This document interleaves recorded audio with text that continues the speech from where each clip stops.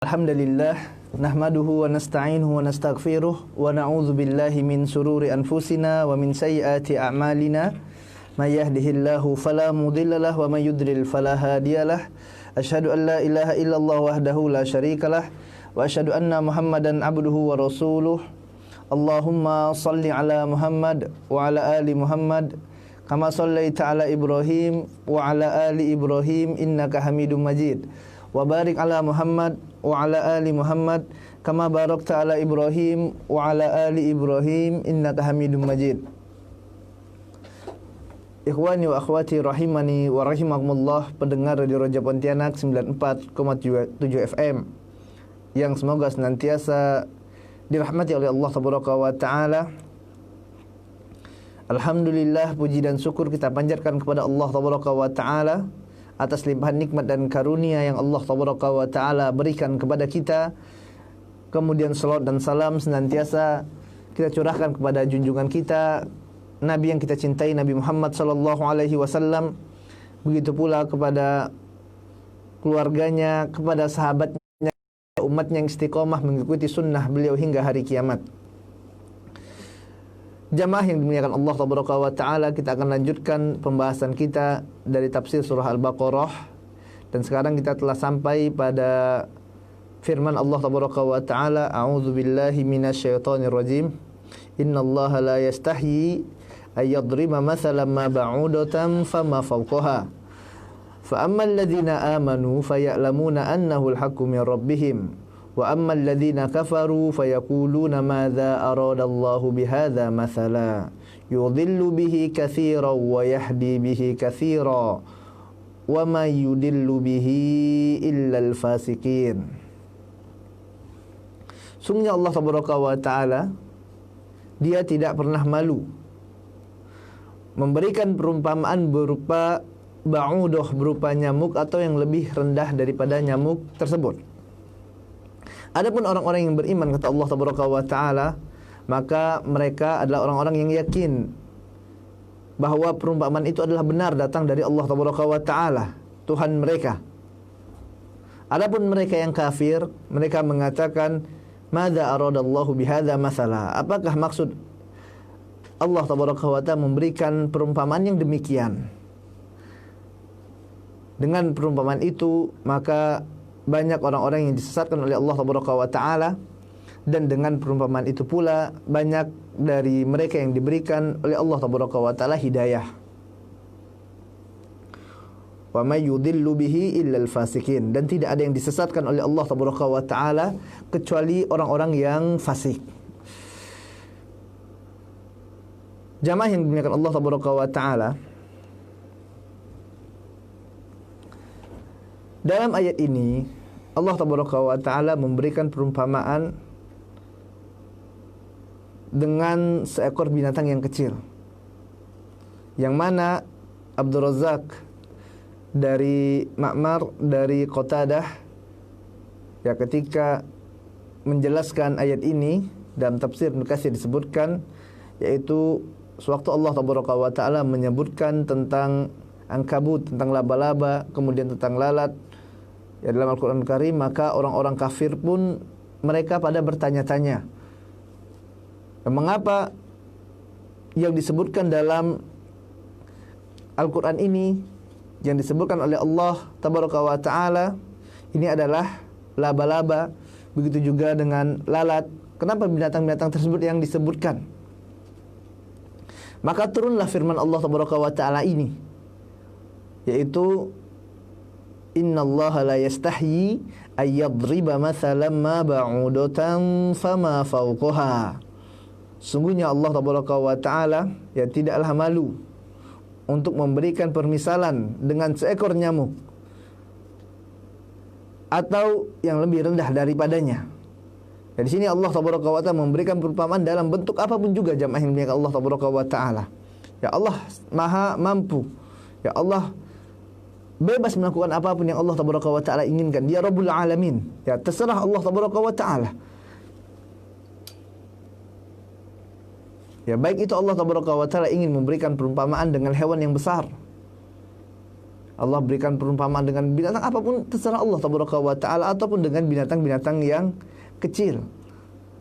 Makanya di sini Allah tabaraka wa taala katakan fa ammal ladzina amanu fayalamuna annahu al-haqqu min rabbihim. Adapun orang-orang yang beriman, maka mereka mengetahui bahwasanya ya ini merupakan suatu al-haq, suatu kebenaran yang datang dari Allah tabaraka wa taala. Ya, orang-orang yang beriman yakin bahwasanya ini benar-benar datang dari Allah tabaraka wa taala.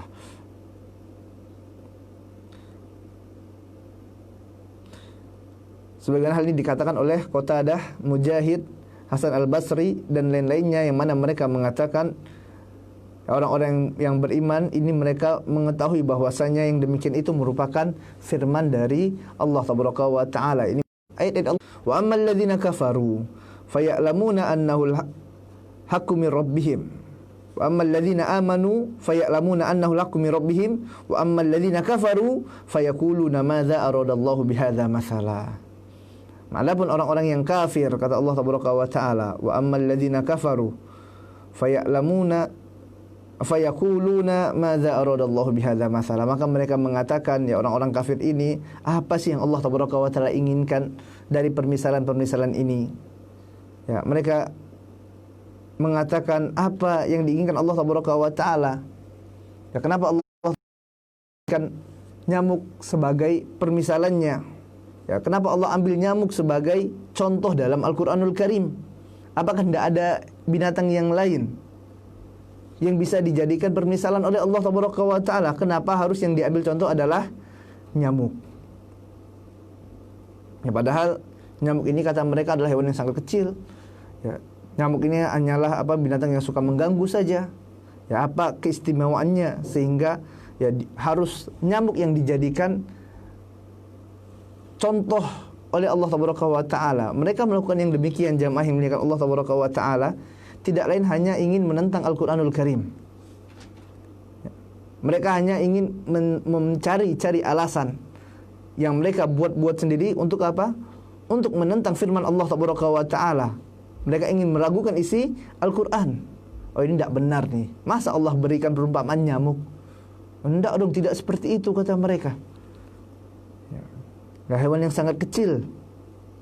Ya, bahkan ya, dalam hadis yang diriwayatkan oleh Imam Tirmizi, Rasul yang mulia sallallahu alaihi wasallam ya pernah bersabda, seandainya dunia ini ya disamakan nilainya dengan sayap seekor nyamuk di sisi Allah tabaraka wa taala, niscaya dia tidak akan memberikan ya minuman bagi orang-orang kafir meskipun hanya seteguk air. Insyaallah tidak akan berikan minum bagi orang-orang kafir itu kalau seandainya dunia ini ya sebanding dengan sayap seekor nyamuk.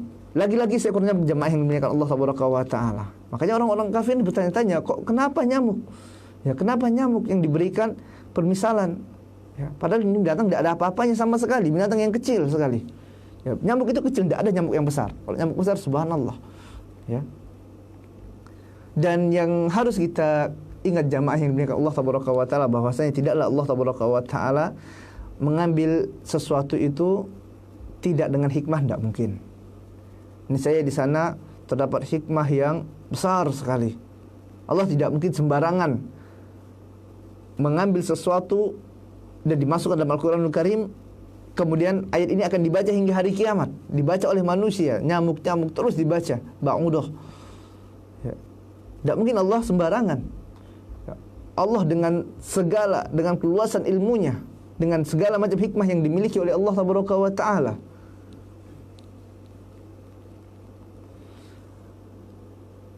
Ketahuilah bahwasanya ya, ternyata banyak hikmah di balik pengambilan nyamuk ini oleh Allah tabaraka wa taala, dan ini dijelaskan oleh ya para ulama, subhanallah. Dalam sains modern, jamaah yang memuliakan Allah tabaraka wa taala, ya ternyata dibongkar bagaimana begitu istimewanya nyamuk ini. Tahukah Anda, ternyata nyamuk ini adalah binatang yang kecil memang. Binatang ini memiliki 100 mata ya pada kepalanya, 48 gigi dalam mulutnya, Dan binatang yang kecil ini, nyamuk ini dia memiliki 3 buah jantung. Subhanallah. Ya, ada 100 mata, ya, jantungnya ada 3. Subhanallah. Bayangkan 100 matanya. Dan nyamuk mempunyai ya macam ya objek dengan cara merasakan suhu yang dipancarkan oleh objek tersebut. Ini istimewanya nyamuk. Ya, bahkan nyamuk mempunyai organ yang dapat mengencerkan darah. Ya, jadi sewaktu disedot, ya darah tersebut dapat mengalir dengan mudah ke dalam tubuhnya. Ya, dia waktu nyedot, darah yang awalnya kental jadi encer. Ini subhanallah. Allah tabaraka wa ta'ala berikan keutamaan. Bahkan nyamuk juga memiliki organ yang dia ya dapat membius manusia. Ya. Seandainya ya sewaktu nyamuk itu ya menggigit manusia, ya maka dia akan mengeluarkan biusnya. Sehingga manusia sewaktu digigit nyamuk itu enggak merasakan ya dalam gigitannya tersebut. Sehingga setelah biusnya hilang baru terasa gatal, manusia nempuk, nyamuknya udah enggak ada, udah terbang. Nyamuknya sudah terbang kemana-mana baru ditepuk. Subhanallah. Kenapa? Dibius. Ini subhanallah. Ya. Baru gatal, padahal nyamuknya sudah pergi. Ya. Seandainya enggak ada biusnya, ya waktu digigit terasa gatalnya langsung mati semuanya nyamuk itu. Ya. Ini masya Allah. Ini binatang yang kecil ternyata ajibnya luar biasa. Ini baru binatang yang kecil di antara tanda-tanda kebesaran Allah tabaraka wa taala. Ya, subhanallah. Ini makhluk Allah tabaraka wa taala yang kecil saja ini ternyata memiliki ya sekian banyak keutamaan. Lalu bagaimana dengan makhluk-makhluk Allah yang lainnya yang besar? Bagaimana dengan malaikat Allah tabaraka wa taala? Subhanallah. Ya. Ya, ini harus kita imani jamaah yang dimuliakan Allah tabaraka wa taala. Padahal binatang ini dipandang remeh oleh orang-orang kufar tersebut. Makanya Allah tabaraka wa ta'ala katakan yudillu bihi katsiran wa yahdi bihi katsira wa may yudillu bihi illa al-fasikin. Ya Allah tabaraka wa ta'ala sesatkan ya banyak dari mereka. Dan Allah tabaraka wa ta'ala berikan hidayah ya kepada sebagian dari mereka yang lainnya. Dan tidaklah yang Allah tabaraka wa taala sesatkan tersebut melainkan orang-orang yang fasik, ya melainkan orang-orang fasiklah yang disesatkan oleh Allah tabaraka wa taala. Dan ini jamaah yang dimuliakan Allah tabaraka wa taala di antara hikmah yang Allah tabaraka wa taala berikan. Ya misalnya tadi ya Allah tabaraka wa taala juga turunkan dalam Al-Qur'anul Karim ada ayat-ayat yang muhkamat. Kemudian selain itu ada ayat-ayat mutasyabihat. Ya kenapa kok tidak muhkamat semua? Kenapa mesti ada ayat-ayat mutasyabihat? Jadi ini dijelaskan oleh para ulama.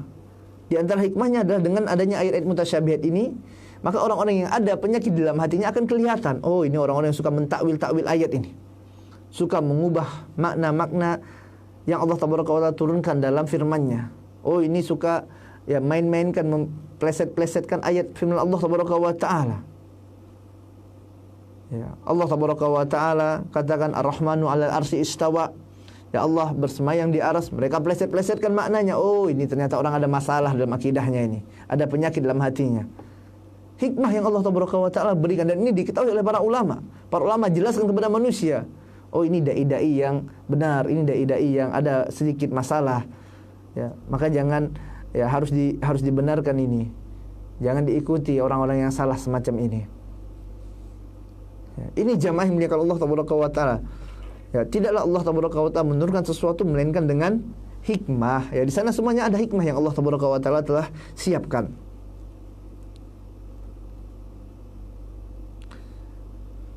Abdullah bin Abbas radhiyallahu taala anhuma, kemudian begitu juga dengan Ibnu Mas'ud radhiyallahu taala anhu dan para sahabat yang lain mengatakan bahwasanya yang dimaksud dengan firman Allah tabaraka wa taala yudhillu bihi katsira, yang mana Allah tabaraka wa taala sesatkan kebanyakan dari mereka. Yang dimaksud di sini adalah yang Allah sesatkan yaitu orang-orang munafik. Ya, sedangkan wa yahdi bihi katsira, dan Allah berikan hidayah kepada sebagian yang lainnya. Ya, banyak dari mereka juga yang Allah tabaraka wa taala berikan kepada mereka hidayah. Yang dimaksud di sini adalah orang-orang yang beriman. dan kesesatan mereka ini, jamaah yang dimuliakan Allah tabaraka wa taala, akan terus bertambah karena ya mereka senantiasa mengingkari perumpamaan-perumpamaan yang Allah tabaraka wa taala berikan. Keterangan-keterangan yang diberikan oleh Allah tabaraka wa taala terus mereka ingkari. Ya, mereka senantiasa memainkan ayat-ayat Allah tabaraka wa taala.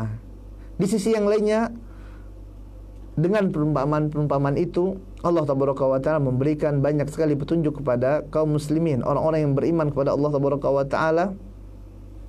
Ya, sehingga dengan permisalan-permisalan yang Allah tabaraka wa taala berikan tadi, semakin bertambah keimanan mereka kepada Allah, semakin kokoh iman mereka, semakin yakin mereka kepada Allah tabaraka wa taala, hilang keraguan-raguan dalam diri mereka. Ini adalah orang-orang yang hatinya senantiasa hidup, jamaah yang dimuliakan Allah tabaraka wa taala. Adapun orang yang dalam hatinya ada penyakit, diberikan permisalan-permisalan, ya semalah makin goncang, semakin mereka mentakwil-takwil ayat-ayat Allah tabaraka wa taala, semakin jauh mereka dari kebenaran. Dan Allah tabaraka wa taala tidak akan ya menyesatkan kecuali orang-orang yang fasik. Wa may yudillu bihi illa al-fasikin. Dan tidaklah Allah tabaraka wa taala sesatkan kecuali mereka yang fasik, kata Allah tabaraka wa taala.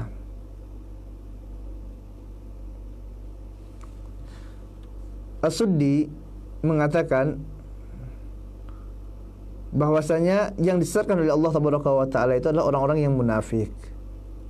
Dan al-fasik di sini, Al-Hafiz Ibnu Katsir rahimahullahu taala anhu menjelaskan yang dimaksud dengan al-fasik atau orang yang fasik, yakni al-fasiku fil lughati huwal khariju anit ta'ati. Yang dimaksud dengan fasik adalah seseorang yang keluar dari ketaatan kepada Allah tabaraka wa taala. Wa taqulul Arab fasaqati rutbah. Ya, orang-orang Arab mengatakan fasaqati rutbah, yaitu kurma itu dikatakan fasik idza kharajat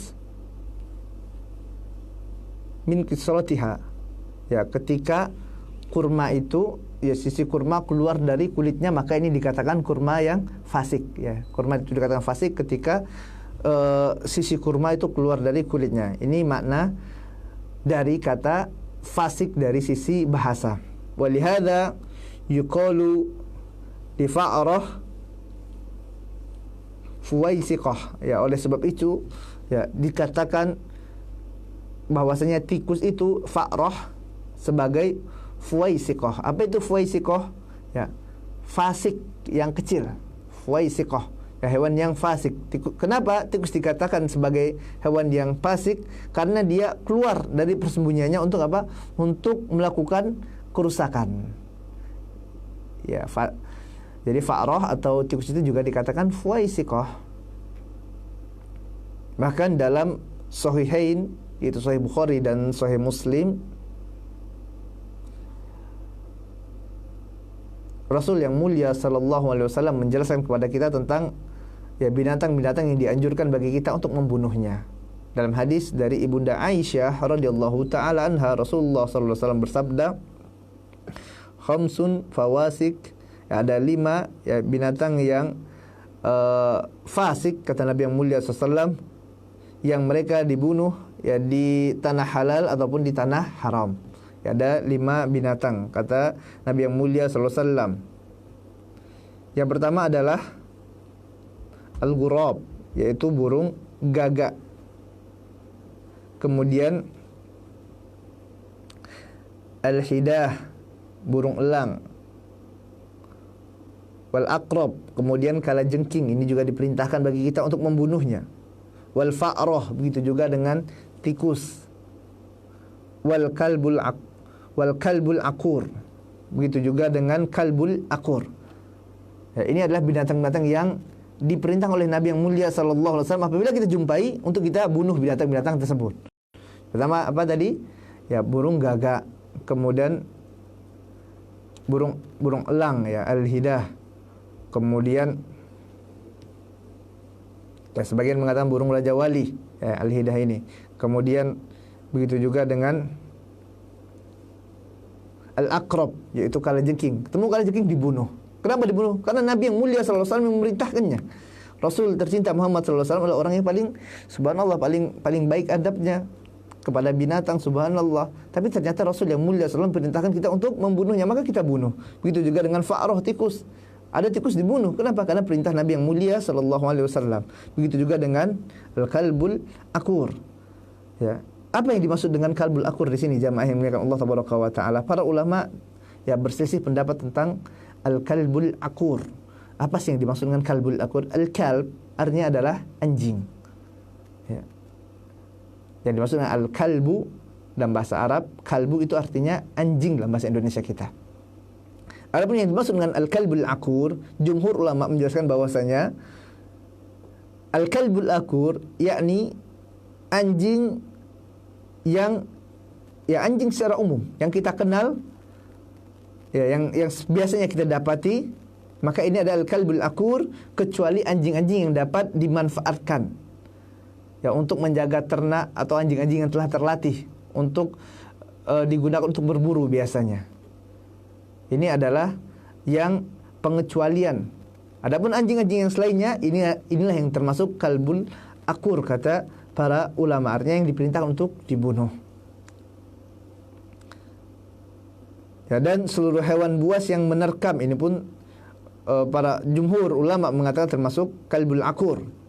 Ya, seperti harimau, macan, serigala, singa dan semisalnya. Ya, bahkan Zaid bin Aslam rahimahullah memasukkan ular ke dalam jenis al-kalbul akur ini.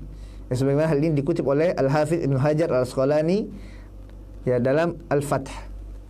Ya, ini adalah pendapat jumhur ulama. Artinya menurut jumhur di sini ya, al-kalbul akur itu termasuk anjing yang secara umum. Artinya kalau ketemu anjing ya udah ya dibunuh saja, jangan anjing orang atau bunuh, itu bahaya. Nanti malah mudaratnya lebih besar.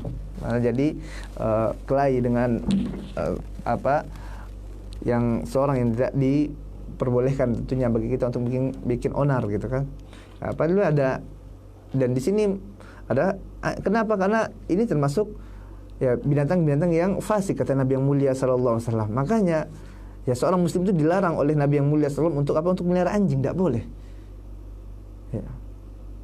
Bahkan terdapat ancaman di sana yang mana akan mengurangi pahala mereka. Ya, apabila mereka melihara anjing yang tentulah di sini anjing yang dimaksud adalah anjing yang tidak diambil manfaatnya. Ya, bukan anjing yang digunakan untuk misalnya untuk berburu, maka ini tidak mengapa. Ya, tidak mengapa.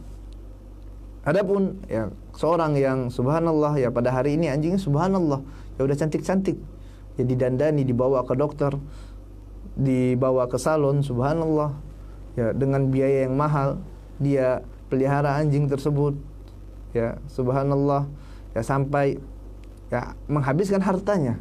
Padahal kalaulah seandainya hartanya tersebut digunakan untuk melihara anak yatim, untuk memberikan santunan kepada fakir miskin, kepada para janda, ya ini saya akan jauh lebih bermanfaat ya daripada dihabiskan untuk ya, sesuatu yang ya subhanallah tidak ada manfaatnya seperti itu.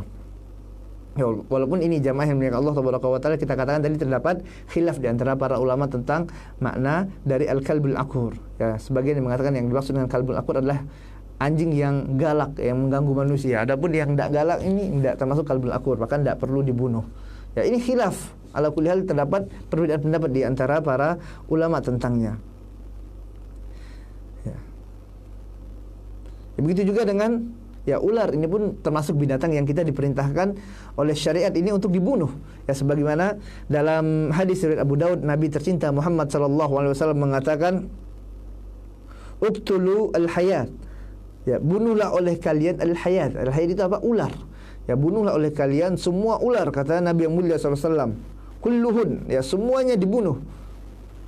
Faman khafa, ya barang siapa yang takut ya terhadap dendamnya ular tersebut, falaisa minni, maka dia bukan termasuk golonganku. Dalam riwayat ini disebut falaisa minna, kata Nabi yang mulia SAW. Kalau misalnya tidak ketemu ular, tidak dibunuh, falaisa minna, maka bukan termasuk golongan kami, kata Nabi yang mulia SAW. Ini adalah ancaman dari Nabi yang mulia SAW. Artinya jamaah yang dimuliakan Allah Taala, yang bagi seorang muslim untuk melihara ular tidak boleh. Ya, kenapa? Karena Nabi yang mulia SAW mengatakan disuruh bunuh. Ya. Dan hukum asal dari perintah adalah lil wujub. Al aslu fil amri lil wujub, kata kaidah. Ya, hukum asal dari perintah adalah ya wajib. Dan sini Nabi yang mulia SAW memerintahkan kita untuk ketemu ular dibunuh. Ya, dibunuh ular tersebut, bukan dipelihara, apalagi diviralkan. Ya, tidurnya sama ular, subhanallah. Ya, padahal ya tidak ada damai. Ya, dalam riwayat ini disebutkan ya antara ya kami dengan ular, kata Nabi yang mulia SAW, tidak ada damainya. Artinya ya kalau ketemu ular dibunuh. Kenapa bunuh? Ya karena perintah dari Nabi yang mulia sallallahu alaihi wasallam, "Wa ma atakumur rasulu fakhudhu wa ma nahakum anhu fantahu." Apa yang diperintah oleh Nabi yang mulia sallallahu alaihi wasallam maka kerjakan, dan apa yang dilarang oleh beliau sallallahu alaihi wasallam maka tinggalkanlah dia. Ya. Begitu juga dengan cicak, jamaah yang dimuliakan Allah Taala. Ini pun termasuk hewan yang fasik, kata para ulama. Ya, cicak ini juga kita diperintah untuk membunuhnya. Dalam riwayat Muslim dari Sa'ad bin Abi Waqqas radhiyallahu ta'ala anhu, ya, dia mengatakan, innan nabiyya sallallahu alaihi wasallam amara biqatlil al-wazaq, ya, bahwasanya sungguh Nabi yang mulia SAW memerintahkan untuk apa? Untuk membunuh al-wazaq, yaitu cicak tersebut. Ya, Nabi yang mulia SAW memerintahkan untuk membunuh cicak. Wasammahu fuwaisiqan, dan Nabi yang mulia SAW berikan nama kepada cicak itu sebagai apa? Fuwaisik. Apa itu fuwaisik? Si fasik yang kecil. Ya, fuwaisik. Ya, diberi julukan oleh Nabi yang mulia SAW cicak itu untuk apa? Sebagai apa? Sebagai fuwaisik. Ya, si fasik kecil. Ini fasik nih binatang ini. Ya, maka bunuhlah. Siapa yang merintahkan bunuh? Nabi yang mulia SAW. Ya, kenapa? Kan kasihan. Ya, akhi. Ya, kita kalau beragama bukan pakai perasaan. Ya, bukan pakai perasaan, akan tapi apa? Apa yang datang dari Nabi kita kerjakan, apa yang dilarang oleh Nabi kita tinggalkan, sudah. Ya, Rasul yang mulia SAW perintahkan kita untuk apa? Untuk bunuh cicak, bunuh. Allah Taala perintahkan kita untuk sembelih binatang kurban, kita sembelih. Ya, sebagaimana firman Allah Taala, "Fasholli rabbika wanhar." Ya, maka dirikanlah salat untuk Allah Taala dan sembelihlah hewan sembelihan tersebut. Ya. Kita sembelih, ya Ustaz, kasihan Ustaz sapinya, Ustaz. Kasihan kambingnya. Ya, ini perintah dari Allah Taala. Bahkan dahulu Nabi Ibrahim alaihissalatu wassalam diperintahkan untuk menyembelih anaknya. Akan tapi tetap dikerjakan oleh Nabi Ibrahim alaihissalatu wassalam. Ya.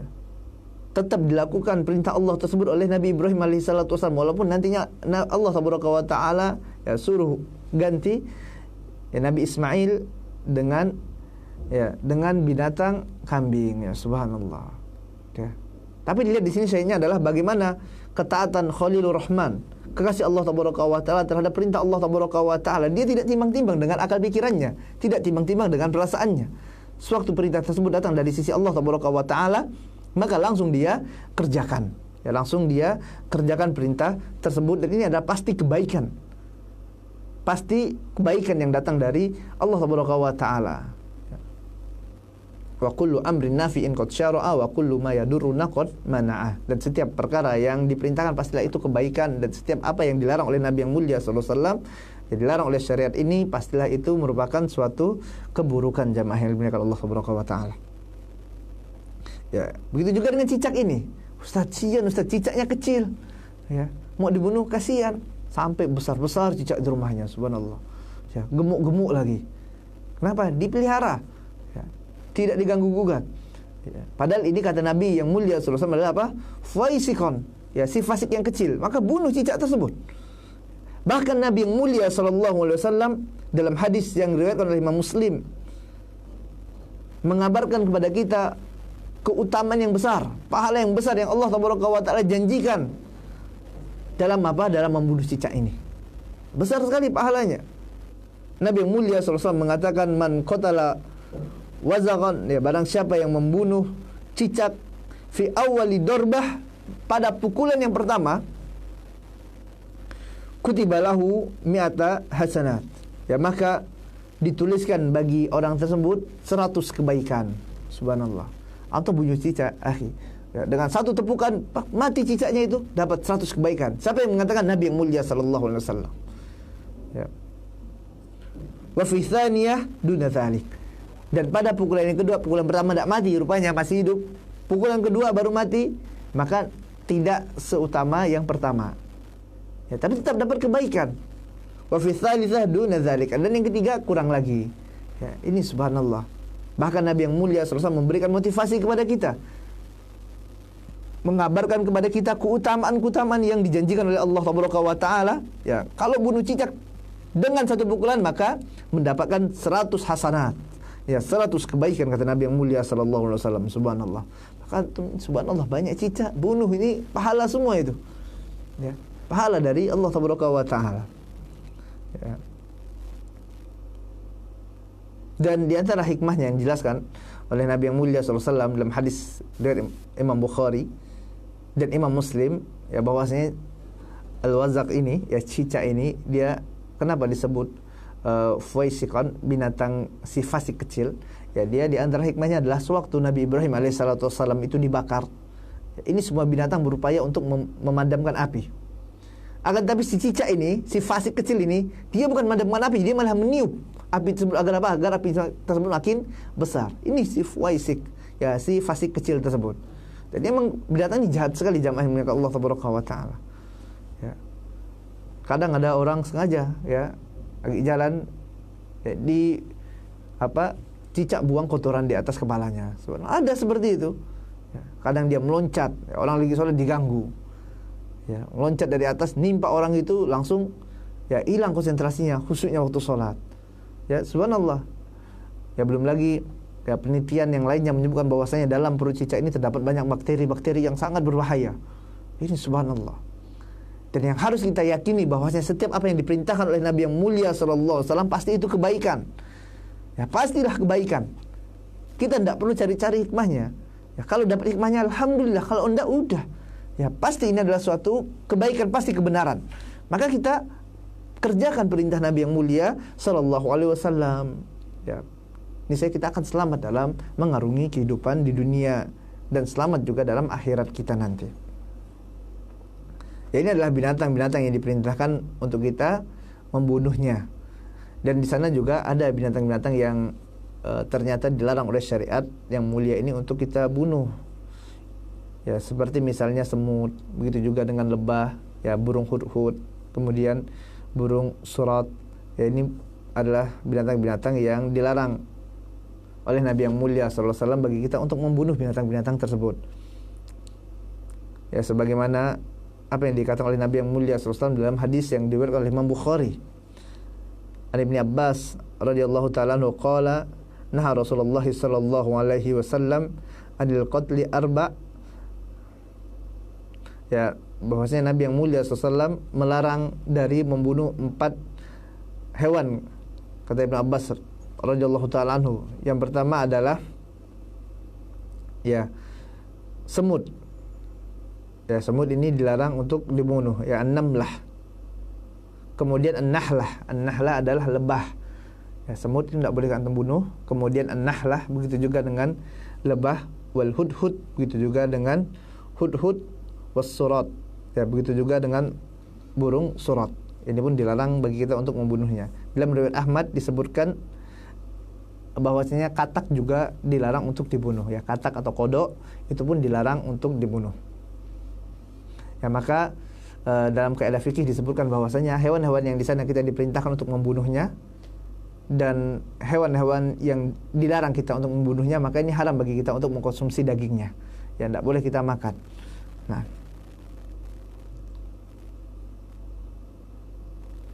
Allah Taala mengatakan yudillu bihi katsira wa yahdi bihi katsira wa may yudillu bihi illa al-fasikin. Ya, Allah Taala sesatkan dengannya banyak dari manusia, ya, dengan permisalan-permisalan tersebut, dan Allah Taala berikan hidayah darinya banyak sekali dari hamba-hamba Allah Taala yang beriman. Syekh Abdurrahman bin Nasir As-Sa'di rahimahullahu ta'ala mengatakan tentang illal fasikin, kecuali orang-orang yang fasik ini. Al-fasik yaitu al-fisku, al-khariju yaitu keluar dari ketaatan, ya, keluar dari ketaatan, dan al-fasikun adalah orang-orang yang meninggalkan perintah Allah tabaraka wa taala. Ini kata Syekh Abdurrahman bin Nasir As-Sa'di rahimahullahu taala anhu. Yang dimaksud dengan fasik adalah orang-orang yang meninggalkan ketaatan kepada Allah tabaraka wa taala, meninggalkan perintah-perintah Allah tabaraka wa taala. Ini disebut dengan al-fasik. Itu mereka tidak beriman, ya, mereka tidak beramal soleh, mereka tidak meninggalkan dari berbagai bentuk kesyirikan, mereka kerjakan kesyirikan tersebut. Ini fasik, ya, serta mereka tidak meninggalkan maksiat, ya, mereka senantiasa melakukan kemaksiatan. Ini pun disebut juga dengan fasik, kata Syekh Abdurrahman bin Nasir As-Sa'di rahimahullahu taala anhu. Al-Hafiz Ibnu Katsir rahimahullahu taala mengatakan fasik itu mencakup, yang pertama adalah orang kafir, yang kedua adalah orang-orang yang durhaka, yang senantiasa melakukan kemaksiatan. Adapun fasik dalam firman Allah tabaraka wa taala ini, wa may yudillu bihi illal fasikin, yang dimaksud dengan al-fasikin di sini adalah orang-orang kafir. Yang dimaksud dengan al-fasikin di sini adalah orang-orang kafir, dan ini adalah suatu kefasikan yang sangat parah, ya, maksiat yang sangat keji sekali, yaitu kekafiran yang orang ini menjadikan tandingan bagi Allah tabaraka wa taala. Dan ini adalah, ya, kezaliman yang paling besar. Inna syirka la zulmun azim.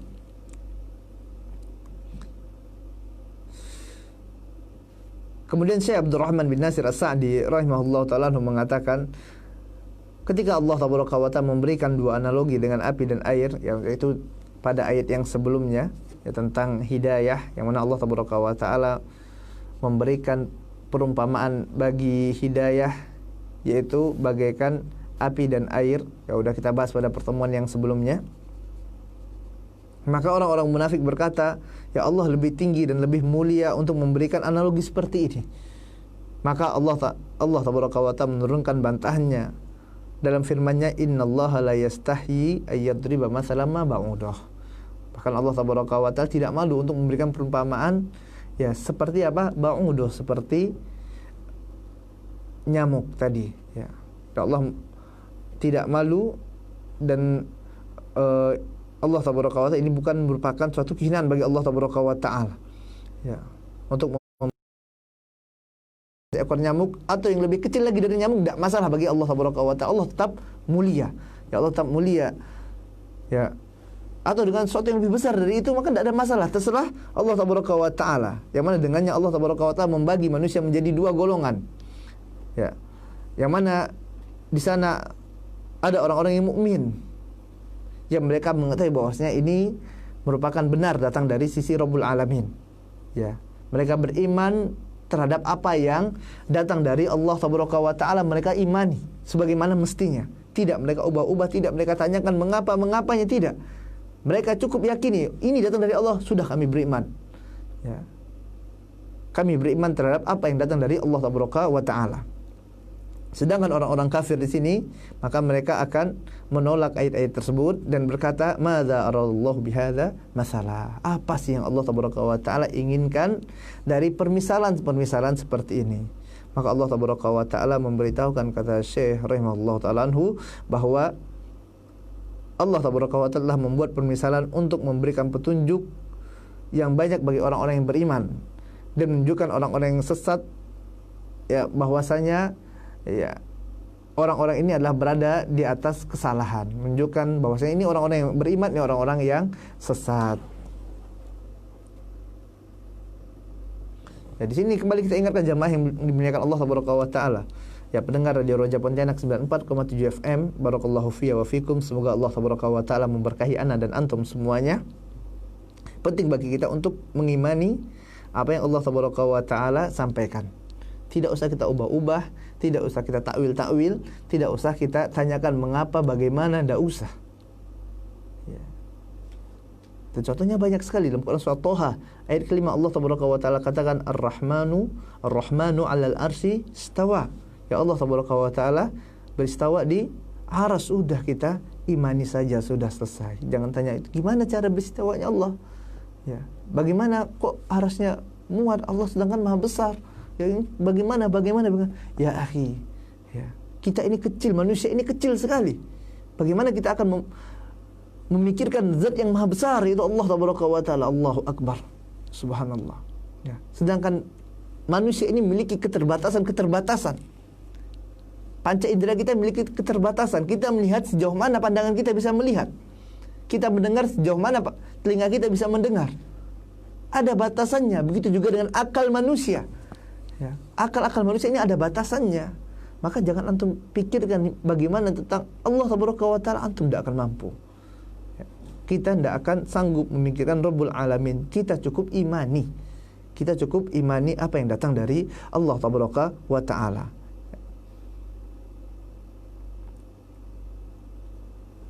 Ya, cukup kita tunduk kepada Allah Tabaraka wa Ta'ala. Ya, sami'na wa ata'na. Kami dengar dan kami taat, ya Allah. Ya. Begitu juga tentang misalnya sewaktu Allah Tabaraka wa Ta'ala jelaskan tentang surah Mudassir, yang mana Allah Tabaraka wa Ta'ala katakan wa ma adraka mas saqar la tubki wa la tadhar lawahatul lil bashar 'alaiha 19. Ya, Allah Tabaraka wa Ta'ala katakan bahwasanya ya malaikat yang Allah Tabaraka wa Ta'ala tugaskan untuk jaga neraka itu ada berapa? Ada 19, ada 19. Ya. Jangan itu tanya, Ustaz, kok 19? Kenapa tidak 20? Kenapa tidak 30? Kenapa tidak 100? Ya akhi, Allah Tabaraka wa Ta'ala katakan apa? 19, sudah kita imani saja. Ya. Kita imani saja. Dan ingat, ya, bahwasanya Allah Tabaraka wa Ta'ala tidak akan ditanya. Kita nanti akan ditanya oleh Allah Tabaraka wa Ta'ala. Ngapa antum tanya pertanyaan yang macam-macam seperti ini? Ya, kenapa antum takwil ayat Allah Tabaraka wa Ta'ala? Kita yang akan dimintai pertanggungjawaban di hadapan Allah Tabaraka wa Ta'ala. Ya. Makanya kita tunduk jamaah yang milik Allah Tabaraka wa Ta'ala. Sunnah itu tunduk kepada firman Allah Tabaraka wa Ta'ala. Ya, jangan diubah-ubah, jangan ditakwil-takwil. Kemudian Syekh Abdurrahman Allah Ta'ala anhu mengabarkan kepada kita tentang dua pelajaran yang berharga yang dapat kita ambil dari ayat ini, dari firman Allah Tabaraka wa Ta'ala tadi. Yang pertama adalah rasa malu tidak boleh ya menjadi penghalang seseorang untuk berbuat kebaikan.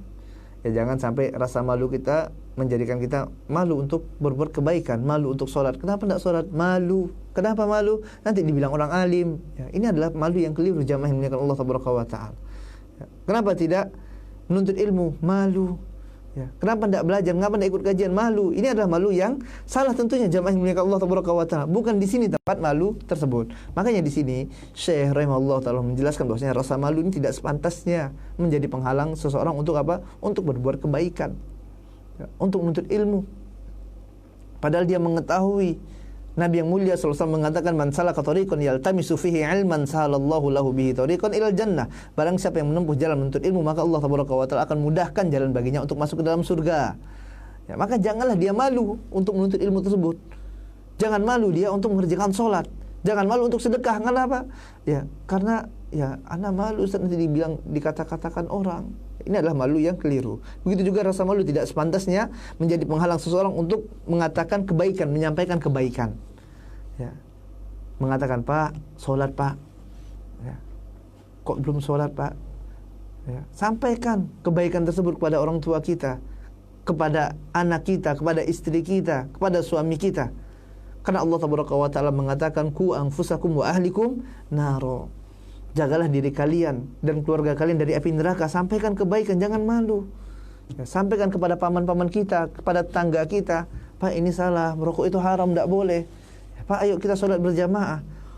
Ya, Pak, minumnya pakai tangan kanan Pak, bukan tangan kiri, salah tangan kiri. Dan ternyata manusia tahu, jamaah milik Allah Subhanahu wa Ta'ala. Sewaktu kita ingatkan, Pak, minum pakai tangan kanan Pak, bukan tangan kiri. Oh iya, paling dikatakan apa? Lupa. Ya. Manusia tahu. Tidak ada. Apabila kita katakan, Pak, minum pakai tangan kanan, kamu ini kurang ajar ya. Tidak ada seperti itu, jamaah milik Allah Subhanahu wa Ta'ala. Ya, maka jangan malu untuk mengatakan kebaikan, ya. Memerintahkan kepada kebaikan, ajak manusia kepada yang ma'ruf, mencegah kepada yang mungkar. Kemudian yang kedua, kata Syekh rahimahullahu taala anhu, merupakan metode yang baik jika menggunakan ya permisalan untuk menjelaskan makna sesuatu untuk memudahkan memahaminya. Bagus sekali dengan memberikan apa? Dengan memberikan contoh, dengan memberikan misal. Kata Syekh rahimahullahu taala anhu, kita lihat bagaimana Nabi yang mulia sallallahu alaihi wasallam memberikan permisalan. Ya, bahwasanya dunia ini, kalau seandainya dunia ini setara dengan sayap seekor nyamuk, ya, maka tidak akan Allah Taala berikan minuman kepada orang-orang kafir tersebut. Ya, minuman seteguk pun tidak akan diberikan oleh Allah Taala. Ini misal. Dan dalam riwayat yang lain, Nabi yang mulia sallallahu alaihi wasallam memberikan perumpamaan dunia ini bagaikan apa? Bagaikan kambing yang cacat, yang telah mati, bangkai kambing yang cacat. Ya, mau tidak kalian bangkai kambing ini? Para sahabat kata, tidak mau wahai Rasulullah. Kalau masih hidup saja kami tidak mau. Kenapa? Karena telinganya cacat. Ya, karena kambing ini cacat. Apalagi sudah jadi bangkai. Ya. Kemudian Nabi yang mulia selalu katakan, dunia ini lebih buruk daripada bangkai seekor kambing yang cacat ini. Nabi yang mulia selalu memberikan perumpamaan demi perumpamaan. Dan ini adalah metode yang sangat baik untuk mengajarkan manusia dan untuk memberikan pemahaman yang lebih mendalam tentang apa yang ingin kita ajarkan tersebut. Ana rasa ini saja yang dapat kita sampaikan pada kesempatan kali ini. Apa yang benar datang dari Allah Taala dan yang salah datang dari kelemahan ilmu ana dan dari syaitan. Kita cukupkan dengan membaca doa kafaratul majlis. Subhanakallahumma wa bihamdika asyhadu wa atubu ilaik. Assalamualaikum warahmatullahi wabarakatuh.